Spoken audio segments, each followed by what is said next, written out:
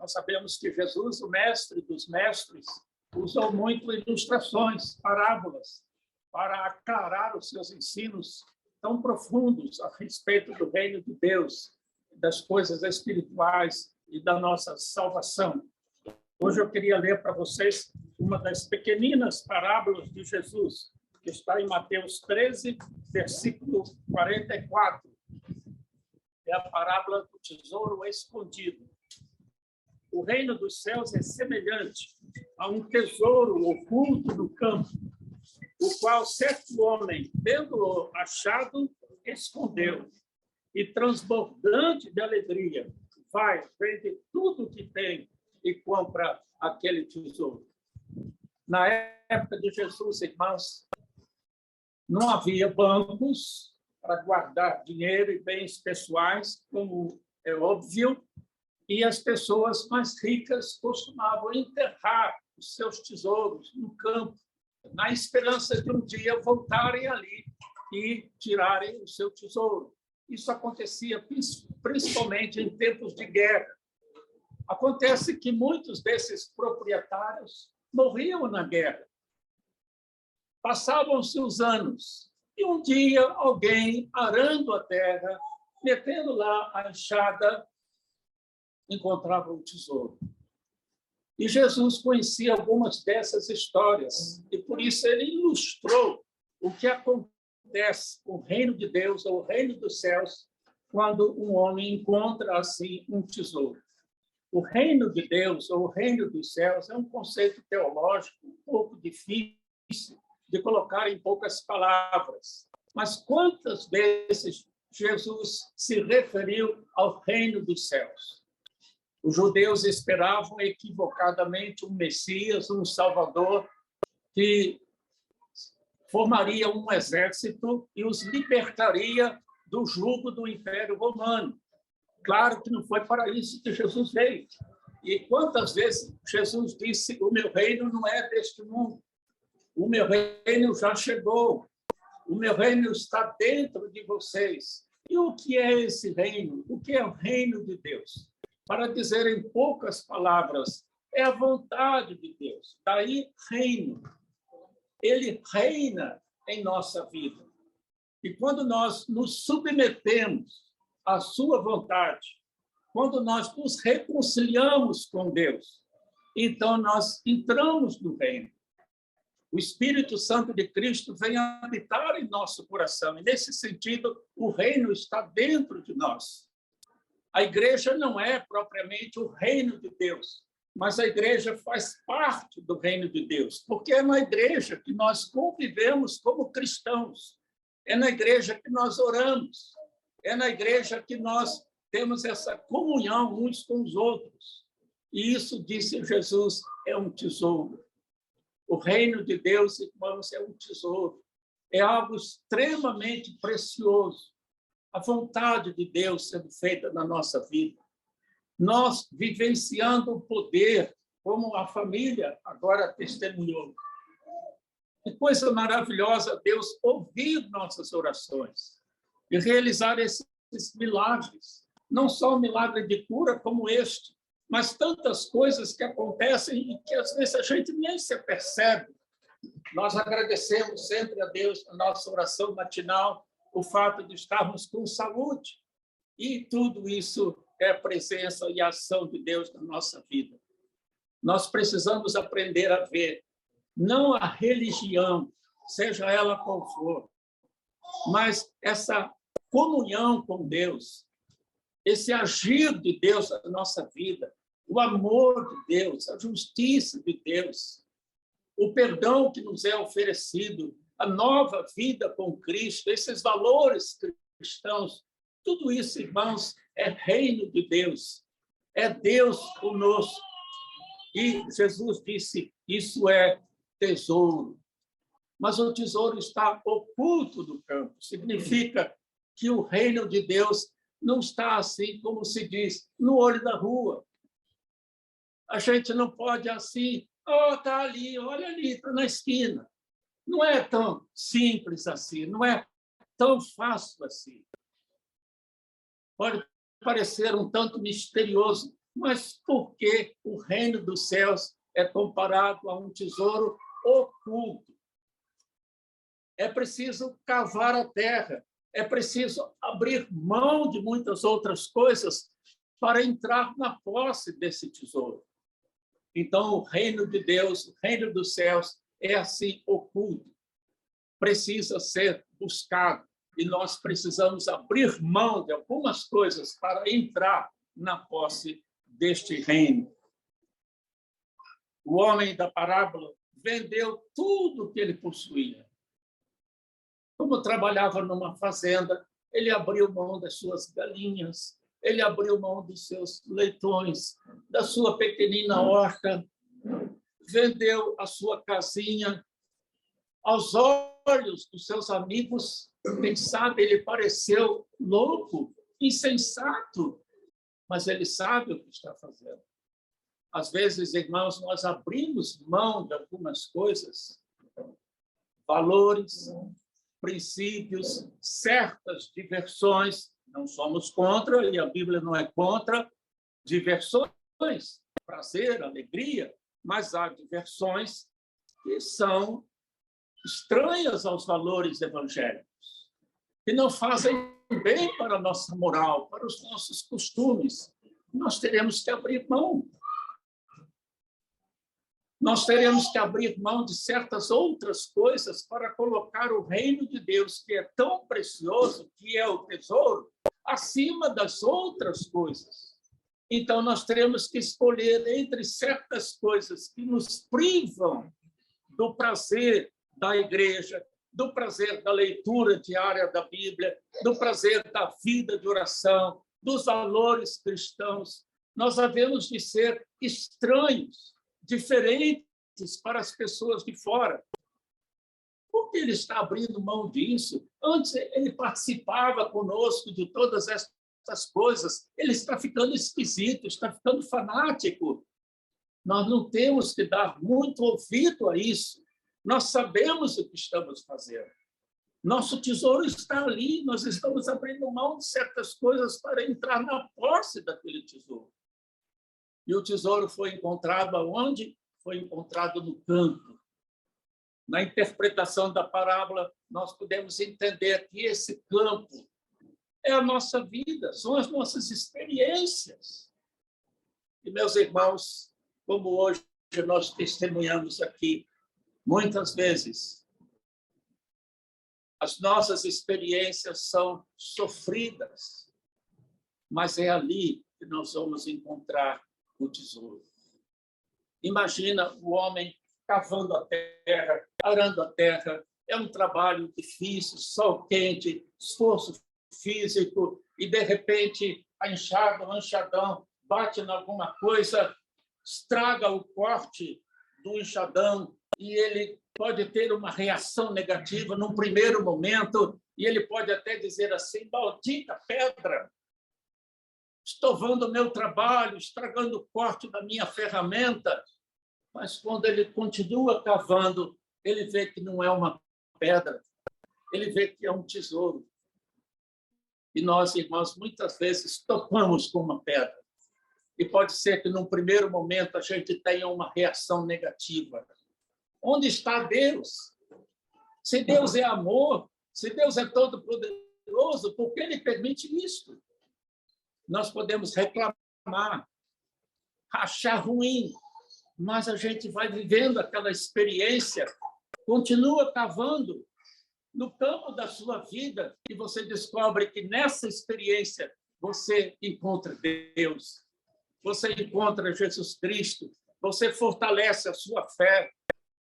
Eu quero compartilhar com vocês um pouco do que nós vivenciamos na África do Sul, quando fomos missionários ali por algum tempo, trabalhando principalmente com os refugiados portugueses de Angola, que fugiram da guerra em Angola aos milhares para Namíbia e para a África do Sul.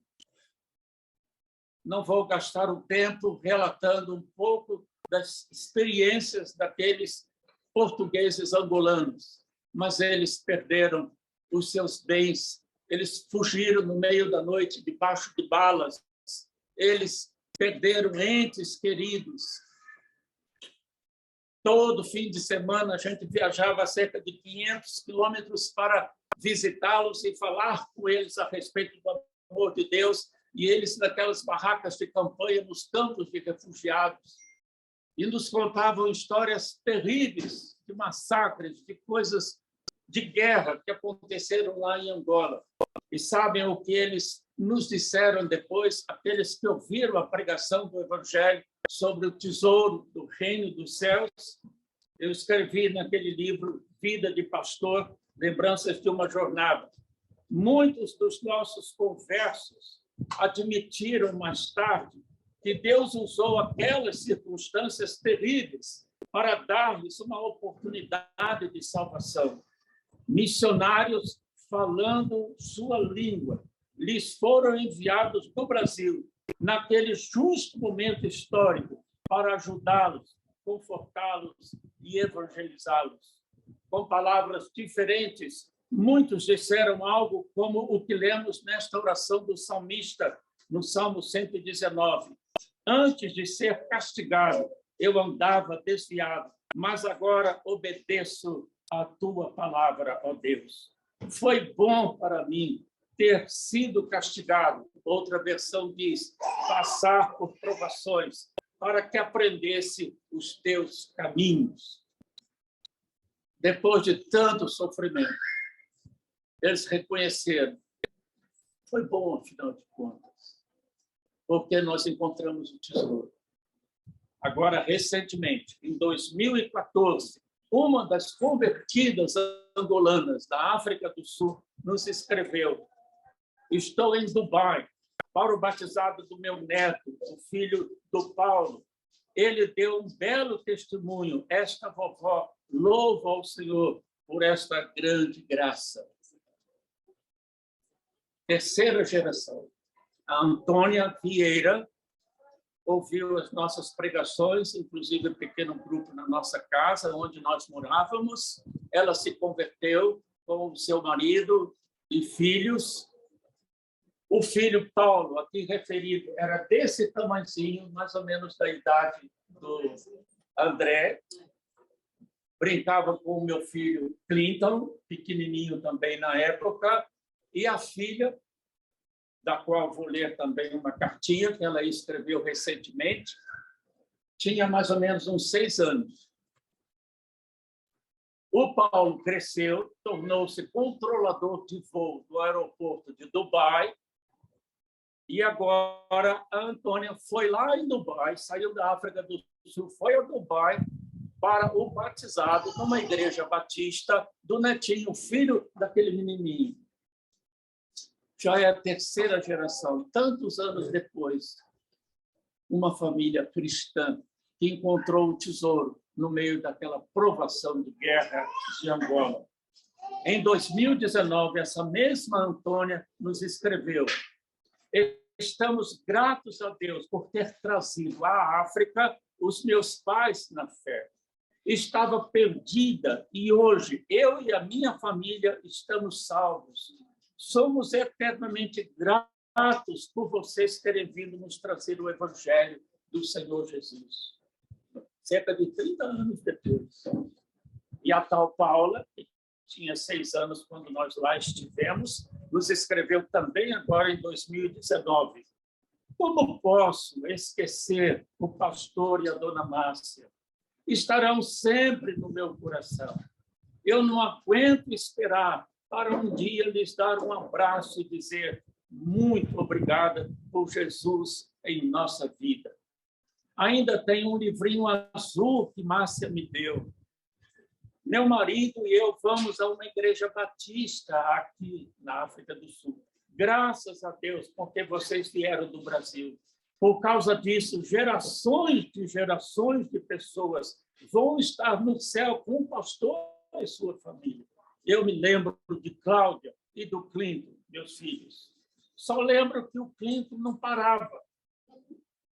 Eu era pequena, mas as memórias ficam. Grande abraço no amor de Cristo para todos vocês. Irmãos, isso não tem preço.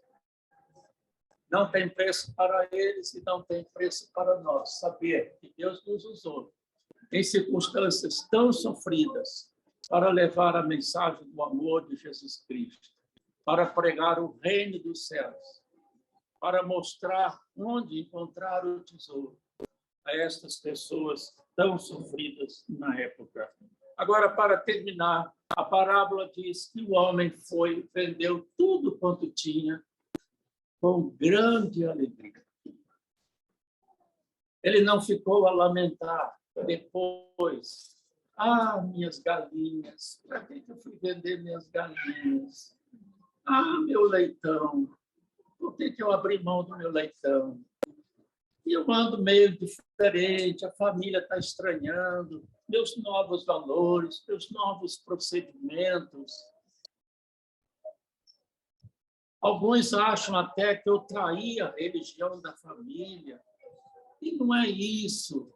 Apenas aprofundei o meu conhecimento de Cristo, da palavra de Deus, tomei decisões, levei a sério essa comunhão com Deus, a fé, os valores cristãos, mas os familiares não entendem. A parábola de Jesus diz que o homem fez tudo com grande alegria. Pode ser que nós não sejamos compreendidos por todos quando nos aproximamos de Deus e de Jesus Cristo.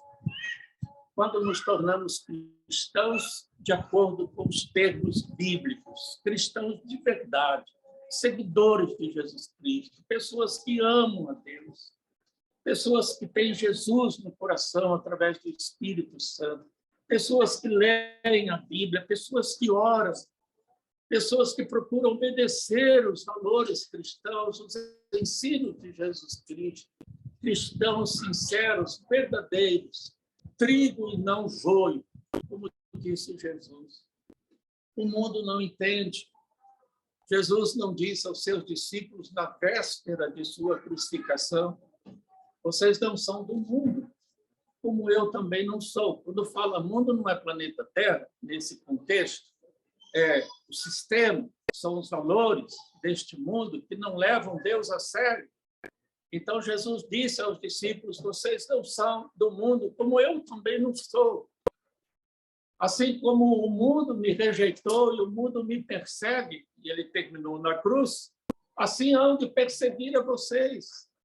E será que quando nós vivenciarmos essa incompreensão das pessoas que não se voltam para Deus mediante Jesus Cristo, será que nós vamos lamentar? Será que vamos voltar atrás? Será que vamos abrir mão do tesouro?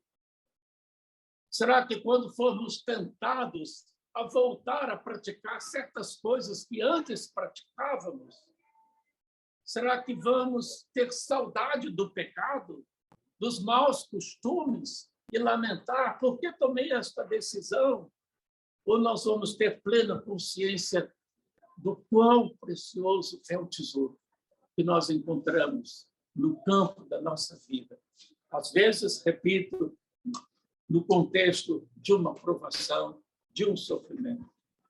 Coisas que Deus, às vezes, permite, porque nosso coração é empedernido, é duro, é resistente.